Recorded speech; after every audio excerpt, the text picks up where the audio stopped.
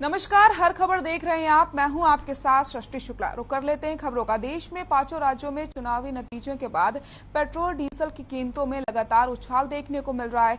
ये बोल सकते हैं कि चुनाव दौर खत्म और महंगाई का दौर शुरू हो गया है। इन बढ़ती कीमतों ने सिर्फ आम आदमी की जेबों तक ही नहीं बल्कि उनके जीवन पर भी काफी असर डाला है। ये रिपोर्ट देखिए।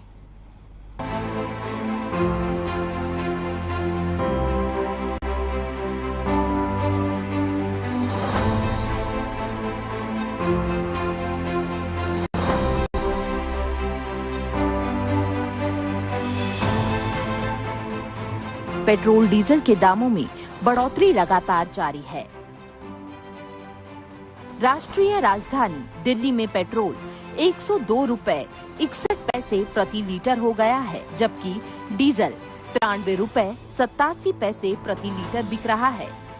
वहीं मुंबई की बात करें तो मुंबई में पेट्रोल 117 रुपए 57 पैसे प्रति लीटर बिक रहा है, तो वहीं डीजल 101 रुपए 79 पैसे प्रति लीटर हो गया है। इसके अलावा कोलकाता में पेट्रोल 112 रुपए 19 पैसे प्रति लीटर, जबकि डीजल 97 रुपए 2 पैसे प्रति लीटर बिक रहा है। चेन्नई की जहां पेट्रोल 108 रुपए 21 पैसे प्रति लीटर, जबकि डीजल 98 रुपए 28 पैसे प्रति लीटर हो गया है।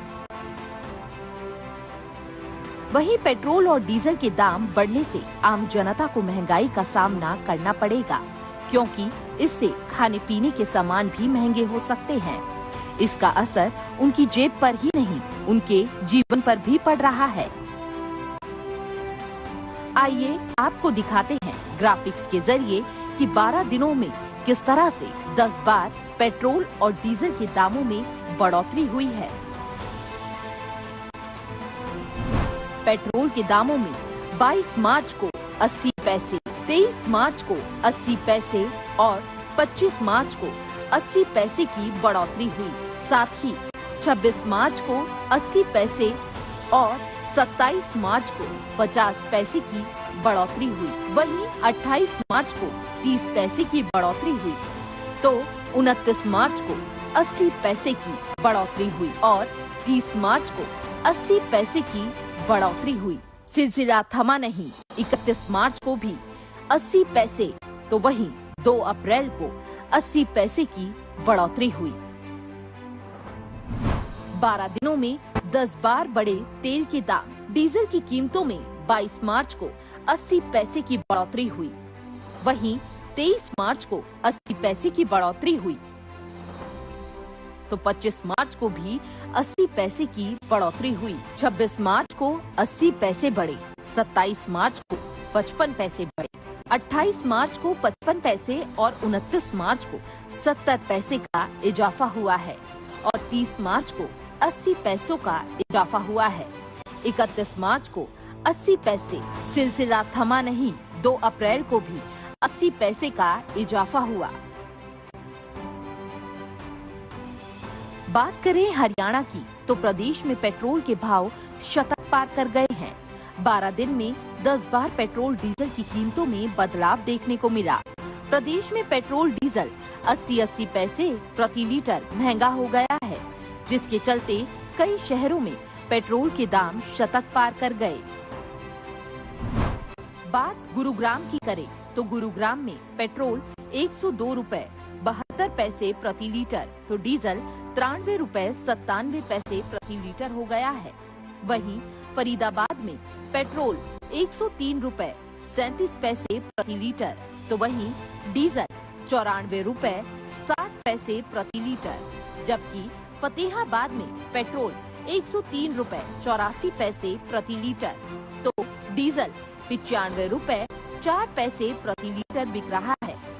इसके अलावा अंबाला में पेट्रोल 103 रुपए 41 पैसे प्रति लीटर बिक रहा है। डीजल की बात की जाए तो 94 रुपए 62 पैसे प्रति लीटर हो गया है। वहीं भिवानी में पेट्रोल 103 रुपए 43 पैसे प्रति लीटर, भिवानी में पेट्रोल 103 रुपए 43 पैसे प्रति लीटर, तो डीजल 94 रुपए 66 पैसे प्रति लीटर हो गया है।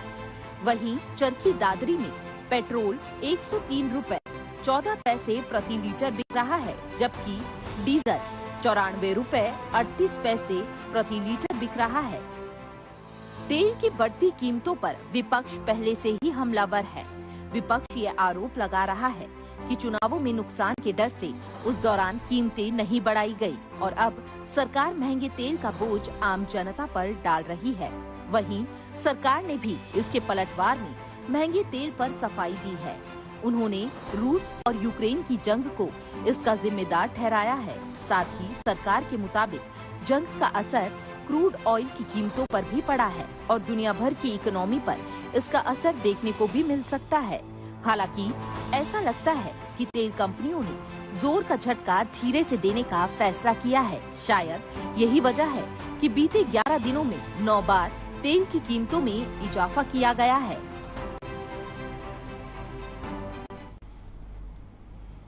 चंडीगढ़ में उप मुख्यमंत्री दुष्यंत चौटाला ने मोहाली स्थित एक निजी संस्थान के दीक्षांत समारोह में बतौर मुख्य अतिथि शिरकत की।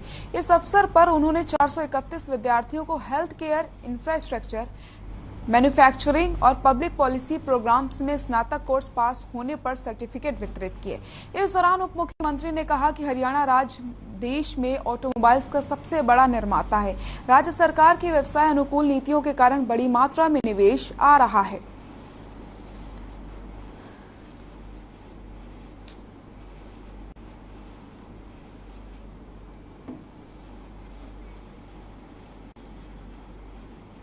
हरियाणा सरकार की तरफ से गेहूं की खरीद 1 अप्रैल से शुरू कर दी गई है। खरीद को लेकर मंडी में हर तरह के इंतजाम करने के दावे भी राज्य सरकार की तरफ से किए गए, लेकिन आलम यह है कि आज दूसरे दिन भी अभी तक सिरसा की मंडी में एक भी गेहूं का दाना नहीं आया।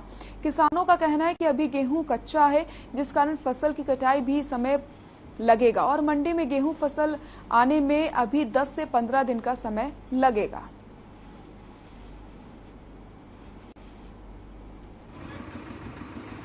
में अभी 1 हफ्ता लगेगा कणक आने में। कणक अभी कच्ची है तो 5-7 दिन और लगेंगे। अभी कंपेनर तो शुरू हो ही नहीं है। रिपर तो एक आधी जगह चल रही है, लेकिन 1 हफ्ता और खा जाएगी।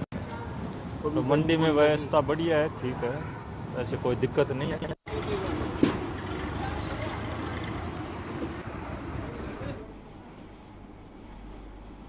अंबाला का डीसी कार्यालय इस समय चर्चा में है, जहां डीसी कार्यालय में किसान अपना ज्ञापन देने पहुंचे। जानकारी के मुताबिक बीते दिनों लगातार हुई बारिश से खेतों में बहुत ज्यादा जल भराव से फसल नुकसान हो गई थी, जिससे कई फसलें नष्ट हो गई थी और किसानों ने सरकार से गिरदावरी कराकर फसलों के नुकसान का मुआवजा देने के लिए पहले भी कई बार मांग पत्र दिया है, लेकिन सरकार ने किसानों को उचित मुआवजा अभी तक नहीं दिया, जिसके चलते किसान फिर अपना ज्ञापन देने डीसी कार्यालय पहुंचे हैं।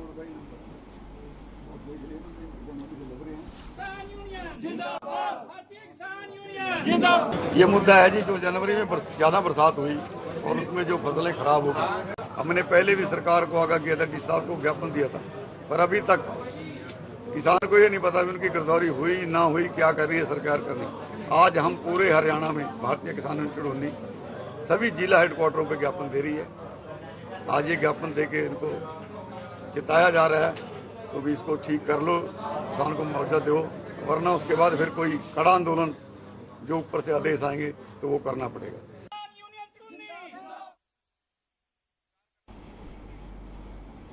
कैथल के लघु सचिवालय में आज भारतीय किसान यूनियन के बैनर तले किसानों की गुलाबी सुंडी से खराब फसल का मुआवजा और लंबित पड़े ट्यूबवेल कनेक्शनों की मांग को लेकर धरना प्रदर्शन किया गया और अपनी मांगों का ज्ञापन सौंपा गया। किसान नेताओं ने कहा कि अगर सरकार ने जल्दी खराब हुई फसलों का मुआवजा नहीं दिया और लंबित पड़े बिजली कनेक्शन की मांग को पूरा नहीं किया तो गेहूं के सीजन के बाद संयुक्त किसान मोर्चा के आह्वान पर जो भी रणनीति बनाई जाएगी और रणनीति बनाकर आंदोलन किया जाएगा। किसान नेताओं ने कहा कि भारतीय किसान यूनियन गेहूं के सीजन में किसानों को फसलों का सही दाम मिले, इस पर काम करेंगे।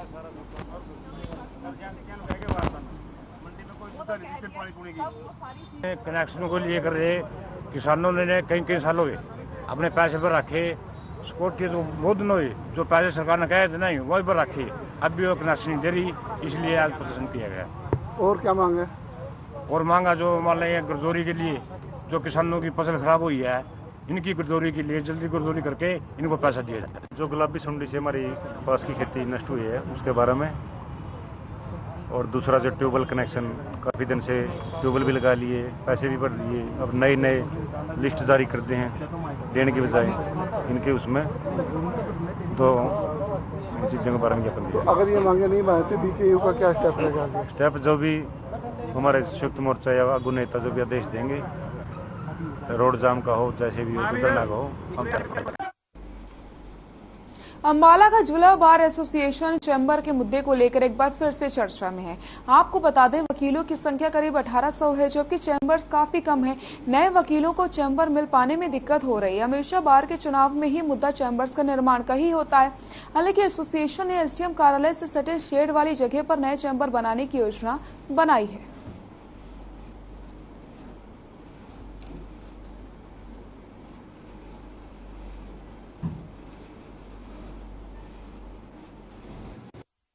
देखिए, अभी हम जल्दी ही कुछ नए चैम्बर बनाने जा रहे हैं और जहां तक शेड का सवाल है, हम शेड को बिल्कुल नहीं तोड़ेंगे। अगर हमने कुछ वक्त के लिए, समय के लिए उसको शिफ्ट करना पड़ा तो शिफ्ट करेंगे, वो भी अपनी तरीके से करेंगे ताकि किसी वकील को सड़क पर ना बैठना पड़े, और पूरे प्लान से ये चैम्बर बनाएंगे। अभी चैम्बर के लिए हाई कोर्ट से इंस्पेक्शन हो चुकी है और जल्दी ही सेशन जज की अध्यक्षता में और जितने भी माननीय जज हैं और एडमिनिस्ट्रेशन है, उससे अप्रूवल होने के बाद हम चैम्बर का काम जल्दी लगाएंगे।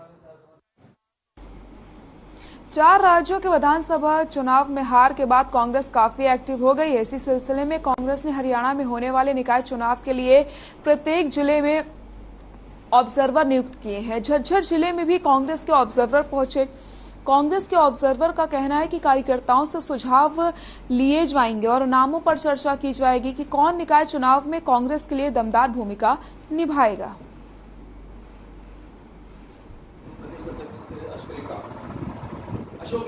पार्टी का मूवमेंट बने, पार्टी के कार्यकर्ताओं में जोश आए, इसीलिए हरियाणा में सभी जगह ऑब्जर्वर्स भेजे गए हैं ताकि कार्यकर्ता अपनी बात कहे और हम उनकी बात हम ऊपर हाईकमान तक पहुंचाएं। इससे कार्यकर्ताओं में मनोबल भी बढ़ेगा, मूवमेंट भी बढ़ेगा पार्टी का, पार्टी के लोग मिलेंगे भी आपस में। तो आपका ये ठहराव कितने दिन का झज्जर में? केवल 1 दिन के? 2 दिन। और इस वक्त की बड़ी खबर झज्जर से आपको बता देते हैं। झज्जर से इस वक्त की बड़ी खबर, जहां पर दीपेंद्र हुड्डा का बड़ा बयान सामने आया है। इस वक्त की बड़ी खबर, पंजाब सरकार आपसी भाईचारा बिगाड़ना चाहती है। चंडीगढ़ पर हरियाणा के अधिकार को कोई नहीं छीन सकता। सीएम को मामले में सभी पार्टियों की बैठक बुलानी चाहिए। नियम 134A पर भी बोले दीपेंद्र हुड्डा। कांग्रेस सांसद दीपेंद्र हुड्डा का बड़ा बयान, पंजाब सरकार आपसी भाईचारा बिगाड़ना चाहती है। चंडीगढ़ पर हरियाणा के अधिकार को कोई नहीं छीन सकता। सीएम को मामले में सभी पार्टियों की बैठक बुलानी चाहिए। कांग्रेस सांसद दीपेंद्र हुड्डा का बयान, चंडीगढ़ पर हरियाणा के अधिकार को कोई नहीं छीन सकता।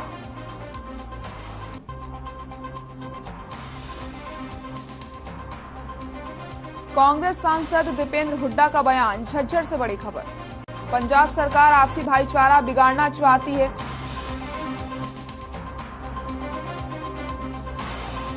नियम 134A को दोबारा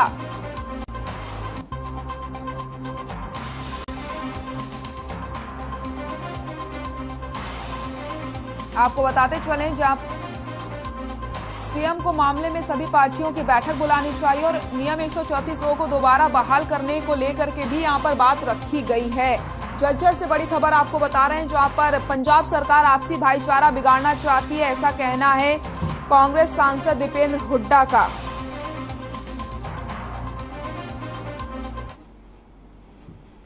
नागल चौधरी में प्रदूषण से परेशान ग्रामीणों ने सड़क पर उतरकर जाम लगा दिया, जिसके चलते सड़क के दोनों तरफ 4-4 किलोमीटर लंबी लाइनें लग गईं।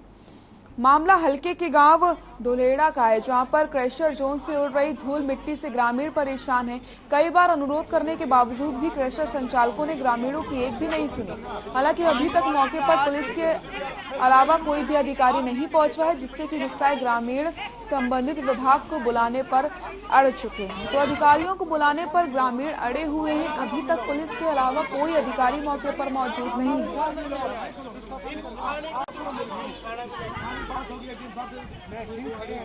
परेशानी यस है अक मारो जीवनो आराम से सांस की दिक्कत हाँ मेरा सांस उठ रहा ना मना आख्या सी दिखा रोटी पहुँचो तो मेरी पराती में इतनी माटी मिले से तब या स्कूल में जाए तो कपड़ा दोहड़ा पहरी तो बिना धोया लगी से तो आ को तो कि समाधान करो ये जे ही बैठा सी के हम मेले बैठा सी पुलिस वाला ये मारा तो जाए रहूंगा मोदी की मी तो समाधान करो थोड़ी बहुत सोचो।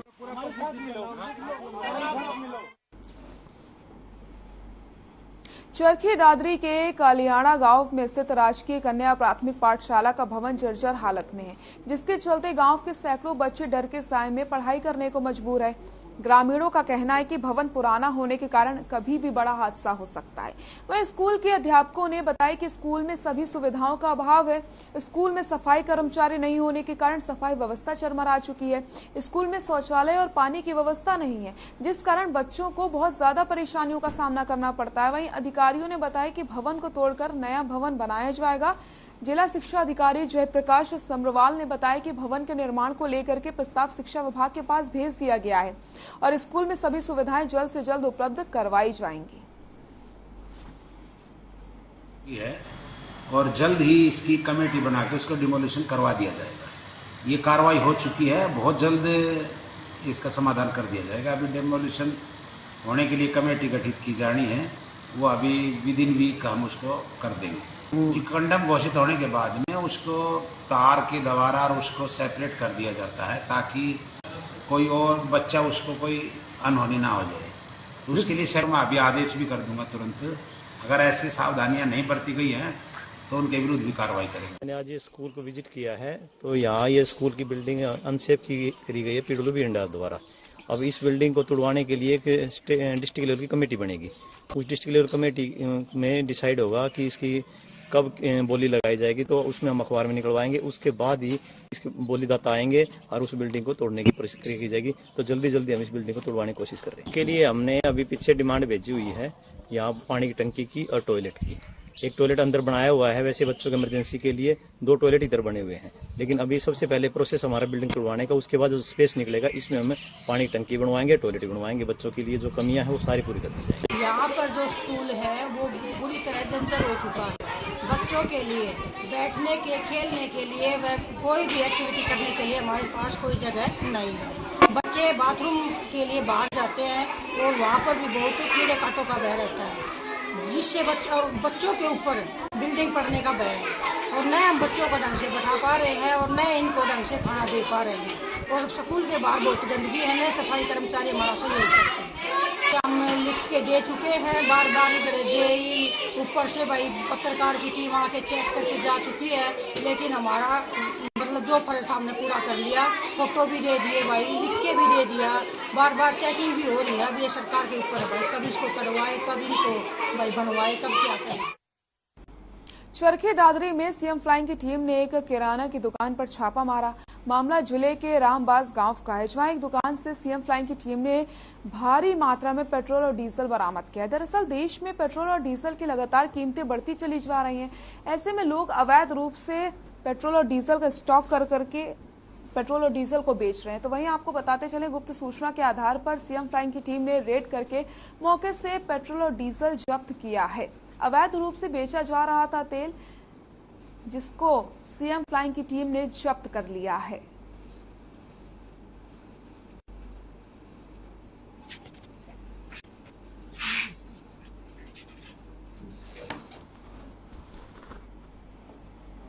फतेहाबाद में पुलिस को एक बार फिर से बड़ी कामयाबी हाथ लगी। पुलिस ने नशे की तस्करी करने वाले 2 लोगों को नशीली गोलियों समेत गिरफ्तार कर लिया। आपको बता दें, ये गिरफ्तारी पुलिस अधीक्षक श्री सुरेंद्र सिंह भोरिया के निर्देश अनुसार पर हुई है। पुलिस ने आरोपियों के कब्जे से 6330 नशीली गोलियां, अवैध पिस्तौल और जिंदा कारतूस बरामद किए हैं। दोनों आरोपियों के खिलाफ मामला दर्ज कर लिया गया है। आरोपियों ने बताया कि वो नशीली दवाओं को राजस्थान से लेकर सप्लाई करने जा रहे थे। इस दौरान पुलिस ने उन्हें धर दबोचा है।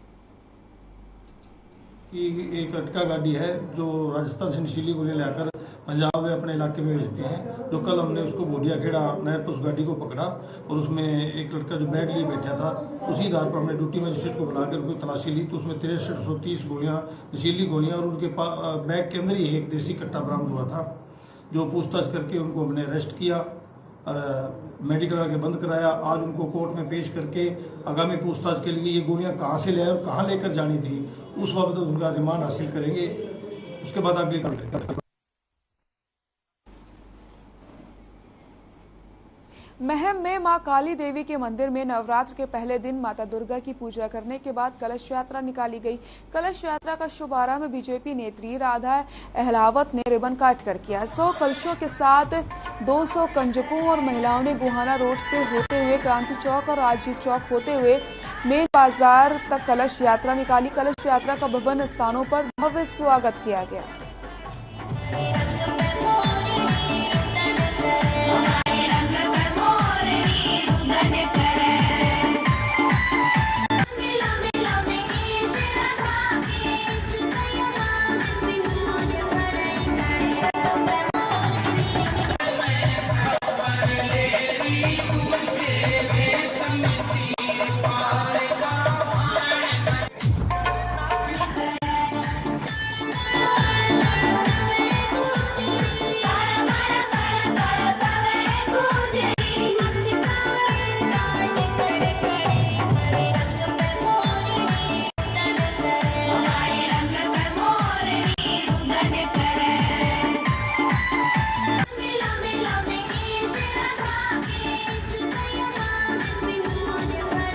ये जो प्रोग्राम ऑर्गेनाइज करती है यहाँ की संचालिका जो हैं आशा रानी जी, ये मेरा दूसरा नवरात्रा है जब इन्होंने मुझे महिलाओं के रूबरू होके और एक माता रानी की ब्लेसिंग करवाने के लिए वो मुझे बुला रही हैं। उनके माध्यम से मुझे ऐसा इनविटेशन मिलता है, तो मैं अपनी माताओं बहनें जितनी यहाँ आई हुई है इनको भी संदेश, इसके साथ साथ मेरे महम हल्के के लोगों को भी संदेश, मेरे प्रदेश को भी, देश को भी, क्योंकि एक ऐसा उत्सव है जब पूरा हिंदुस्तान का हर व्यक्ति मनाता है। क्योंकि हमारे हिंदुस्तान के अंदर जो पिछले 2 साल में महामारी आई थी उसके दौरान ये सब आभास हो गया कि एक प्रभु के आगे लगाई गई प्रार्थना और सच्चे मन से की गई प्रार्थना हमेशा स्वीकार होती है।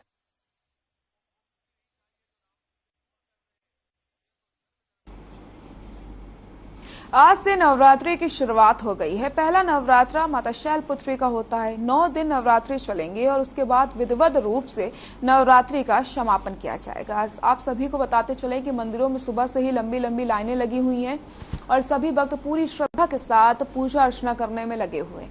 2 तस्वीरें आपकी टीवी स्क्रीन पर हम आपको दिखा रहे हैं। सिरसा भिवानी की ये तस्वीरें हैं जहाँ पर आप देख सकते हैं मंदिरों में किस तरीके से सजावट की गई है। लिए मंदिर पहुंच रहे हैं। तो आज मां शैलपुत्री की पूजा की जाती है। 9 दिन में मां के 9 रूपों की पूजा होती है और सभी भक्त मां को प्रसन्न करने की कोशिश करते हैं।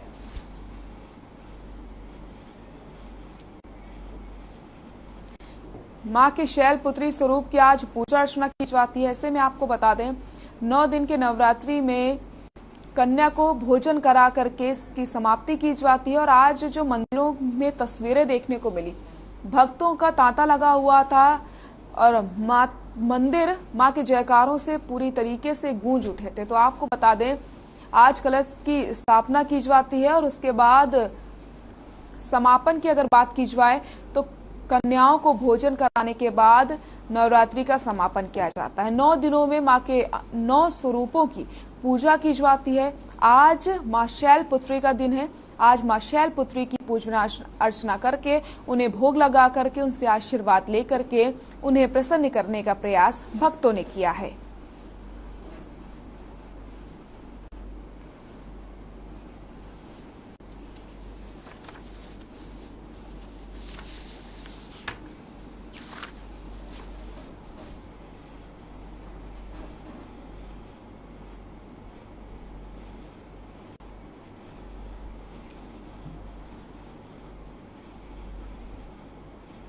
देश में कोरोना की रफ्तार पर ब्रेक लगता नजर आ रहा है। आपको बताते चले एक दिन में 1260 कोरोना के नए केस सामने आए हैं और कोरोना के चलते 83 कोरोना मरीजों की मौत हुई है। वहीं आपको बता दें यहाँ पर राहत भरी खबर मिल रही है।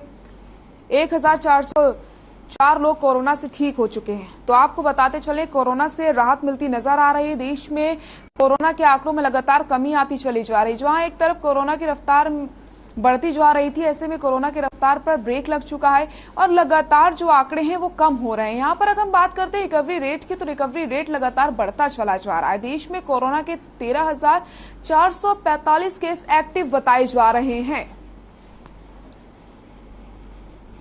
बुलेटिन में फिलहाल के लिए इतना ही। नमस्कार।